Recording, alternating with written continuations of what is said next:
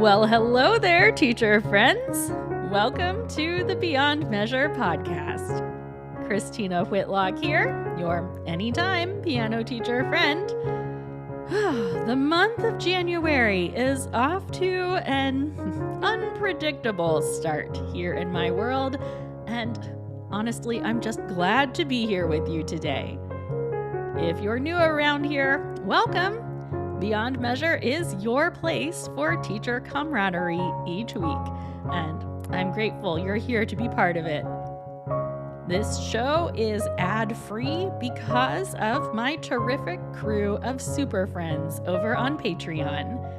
So if you are glad that you don't have to listen to me talk about my new favorite fish oil supplement that I may or may not actually use, you have my super friends to thank for that. I would love to have your support too, so if you are not already part of the Super Friends crew, the link to join is in the show notes. And now, let's get on with the show. This one's been burning a hole in my ears and I'm ready to share it. You are listening to episode 245 of the Beyond Measure podcast. Cheers to being on the right side of music. There's a lot of talk these days about being on the right side of history. 100 years from now, historians are going to study the decisions we're making today. They are going to analyze how we treated one another, what we prioritized, and what we sacrificed for the sake of those priorities. Like you, I want to be found on the right side of history. I want to contribute to the betterment of society rather than its destruction. Now, before you think I'm going to launch onto a political soapbox here, I am actually going to stick to the script and offer the reminder that our work is a way of contributing to society for the better. The way we sit with humans of all ages, establishing an environment where they are free to explore, to discover, to fail, and to try again, that is not a small role in society today. It's increasingly rare and noble and valuable to our communities. Now, I know every one of you listening to this podcast believes in the power of music. You wouldn't be here if you didn't. I know we share this belief that music makes societies better places. We believe it builds character traits that the world needs. The arts make life worth living. They're not these superfluous efforts that just come after all the serious work of the world is done. They're very much the fuel that motivates everything else. I've said it a million times. I think music teachers have been quietly supporting the success of societies for generations. Our work fuels human growth in ways that should not be underestimated. I believe all of this to be true. You know I do. But I'm going to take a break from being all warm and fuzzy for a moment and tell you this. Not everyone teaches in a way that supports that kind of growth. In other words, we are not all on the right side of music. 100 years from now, as pedagogy students are studying the trends in 21st century teaching, what are they going to say about our time? If they zeroed in on what's going on in your studio, would they find you on the side of music that is contributing to its growth? Would they find you building up musicians who are better equipped to contribute to their communities in meaningful ways, musical and otherwise? Or will they find teachers who perpetuated anxiety and perfectionism, who taught students to play repertoire but didn't teach them how to actually make music at their instruments? Will they find teachers who taught students how to follow directions but without incorporating higher levels of thinking and creating? I don't know about you, but I want to come out on the right side of music. I know my work can matter in big ways, but I also know that just because it can doesn't mean it will. After all, I have not always been on the right side of music. There were seasons in my teaching where I cared more about how students performed than what they were learning. I have obsessed over progress and potential when my real job was simply to make music with students each week, to introduce them to the compelling art of making music. I've been the person who put too much stock in festival ratings and competition placements, thinking that those things were the proof I needed to know I was doing my job correctly. I've chased approval from colleagues and studio parents and the internet. I've pretended to know things that I didn't know because I believed I was responsible for knowing everything about everything.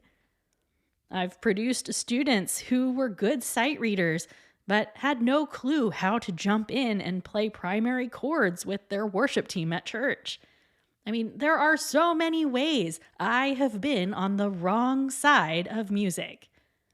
I've perpetuated outdated goals, and I have failed at times to see the human across from me as anything besides a piano student. Now, fortunately, I've come a long way. Of course, there's still plenty of room for improvement on my part, but at least here in my 30th year of piano teaching, I have started to figure some things out. If something is stirring inside of you as I speak, if you are wondering if you are on the right side of music, I want to be clear about something. Identifying room for improvement is not a bad thing. In fact, the teachers I worry about are those who can't find anything they would like to do better in their work. To me, that is concerning. Here's something else that might help. I am more aware than ever that we can't help but approach situations through the lens of our own experience. That sounds obvious, I know, but it's so true. In many cases, I'm talking about teaching and also parenting and you name it, the only framework we have to work from is our own experience. And if we're not careful, we end up projecting our own assumptions and expectations and experiences onto our students. The best thing about our job is also the worst thing about our job. And that's the fact that no one tells us how to do it. Music lessons are entirely unregulated. We've all had different kinds of teachers at different stages of life, in different environments, and we each bring different skill sets and achievements to the table. We also all have unique mental and emotional baggage when it comes to music. So when it comes to how we teach, most of us began teaching in a way that was similar to how we remember being taught. Maybe we used similar resources and lesson plans. I know I started running the same incentive program that my childhood piano teacher did because, to me, that's what piano lessons were. It took me a while to realize there could be any other way. And look, for every terrific thing we've learned from our teachers, we have to admit that sometimes we are also limited by our own experiences. This is not our fault. It's just how life works. But it helps to take a step back sometimes and really consider what we're doing here. We live in a time where so many systems exist for us. Specific to teaching, we have this well-defined conventional model of a once-a-week piano lesson. We have books that sequence concepts for us. We've all had lessons that we can model our experience after. And all of those things can be great. Like, we are fortunate to be living in a time where we can benefit from the value of those who were in this work before us. At the same time, I can't help but imagine that teaching as a profession was somehow richer when teachers had to create their own methodologies. Like, was learning more student-led and more experimental before John Thompson's piano method hit the scene? I don't know. Like, when teachers had no choice but to innovate each lesson? I'm sure in reality it's always been a mixed bag, and it always will be. I know there truly is no need to reinvent the wheel with each student. Some systems are incredibly beneficial. There are some, though, that have the ability to skew our lesson experience. Sometimes relying on systems or methods lead us to believe things about our students' abilities that aren't true. Or sometimes they allow us to venture unknowingly onto the wrong side of music. I'll use my own experience as a music student as an example, because, again, that's all I know, right? But as a student, I can tell you there were absolutely times when I was on the right side of music and times when I wasn't. It was a pretty predictable trajectory, really. When I was young, I felt creative and amazed at the variety of ideas that could be produced with these combinations of piano keys. I remember being in second grade and I wrote my first piano composition. Now, it was far from profound, but I can still feel that sense of accomplishment and thrill that I had putting those harmonies together. I felt creative. But the more I accomplished in piano study, the more I traded creative exploration for bigger repertoire. I set my sights on proving myself through building an impressive repertoire list, and I left all of those creative pursuits in the dust. So as I hit my teenage years, and certainly through university study, music became my vehicle to prove myself as a capable and worthy human being. Many of you have been in the same boat, that making music was your way to prove that you could conquer difficult things. My self-worth got all wrapped up in my assessment of every lesson and every performance.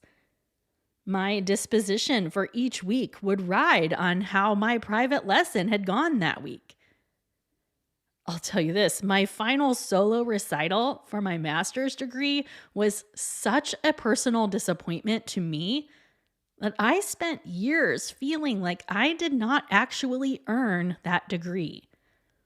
I convinced myself that the faculty panel just liked me too much to fail me, and I didn't deserve those new letters after my name.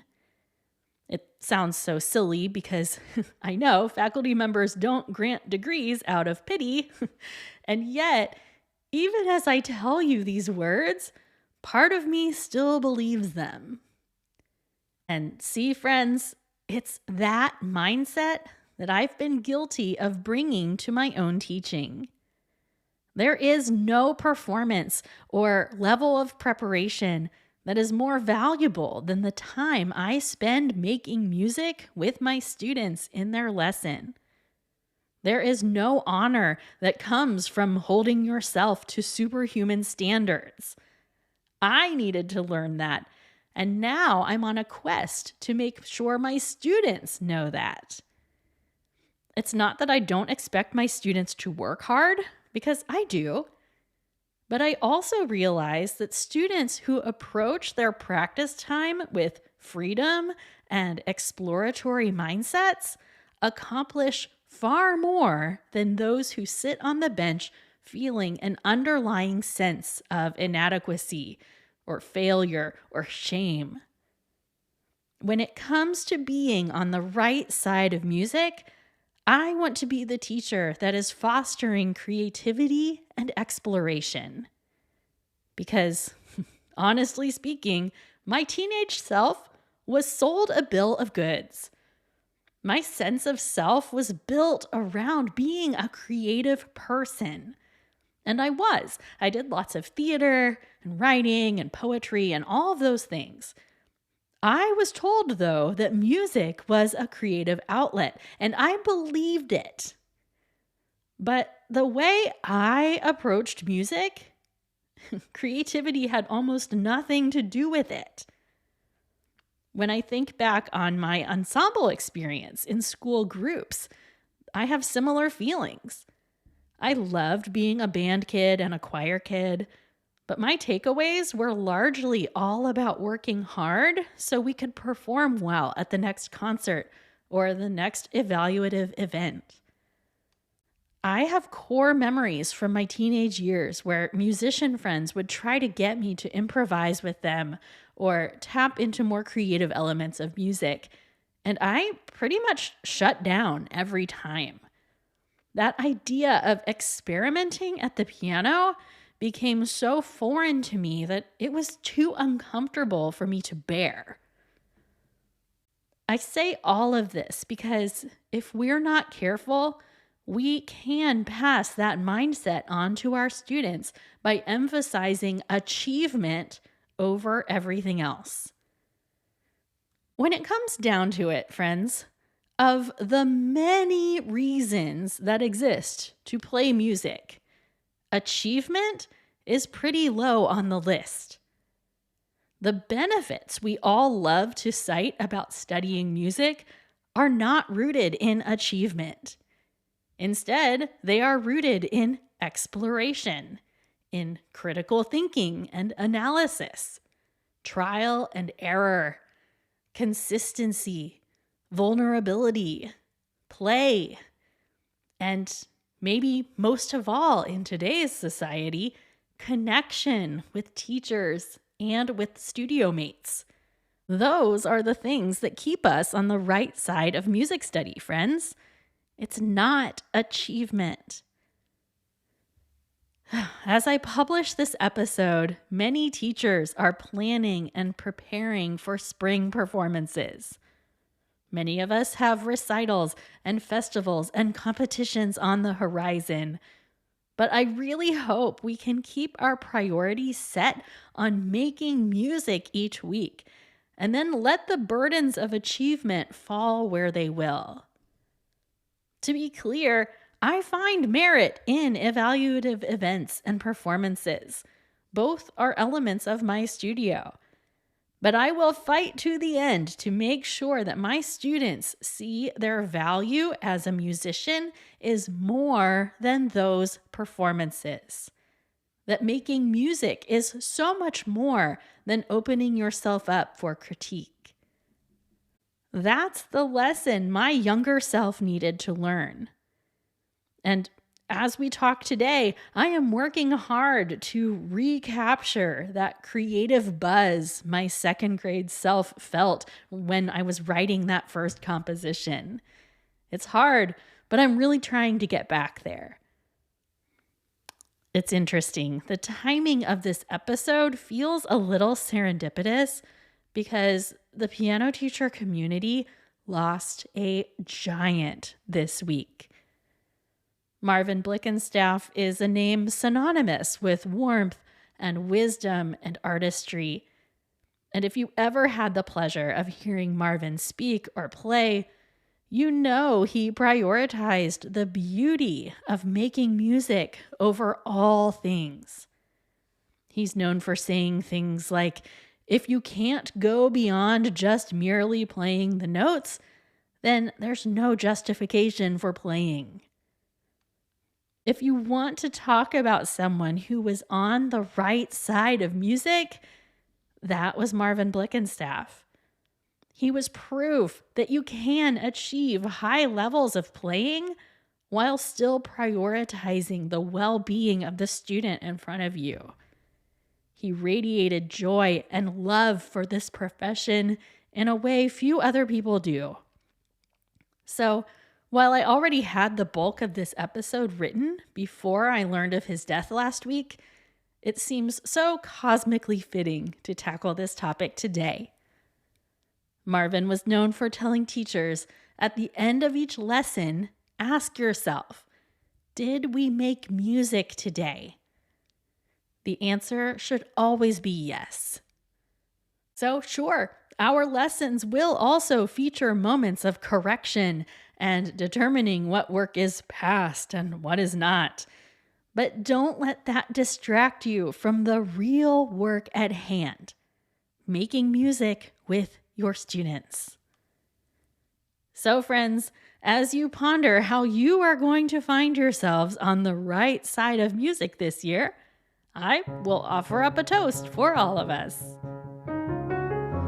Studio music teacher friends from all around the world.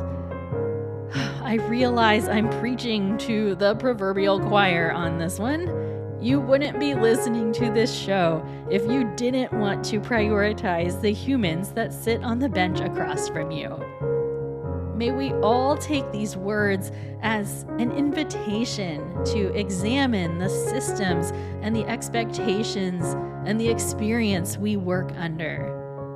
May we exercise discernment and creative thinking to make sure these systems are serving our students in the ways we want them to. I'm raising my glass for all of us, friends. Building better community members one lesson at a time, right? Hear, hear, my friends. It's so good to be back with you. If you're listening in real time, you may have noticed I've been absent the last few weeks. Sometimes real life just gets in the way of my fun, and things like the podcast have to take a back seat. January is typically the month where I see the most podcast downloads, so it hurt my pride a little bit to miss the last few weeks, but I trust this podcast will find the ears that need to hear it. If you found today's episode helpful in any way, please consider sharing it with a friend or a teacher group. Your recommendations of this show are exponentially more effective than any promo I can do. So thanks in advance for helping more people find Beyond Measure. And if you're looking for more, just head to ChristinaWhitlock.com and you will find all kinds of things I've put together for teachers. Thanks again for being here, friends. I hope your week is looking bright. I hope we ask ourselves, did we make music today? And I wish us all onward and upward as we all find ourselves on the right side of music.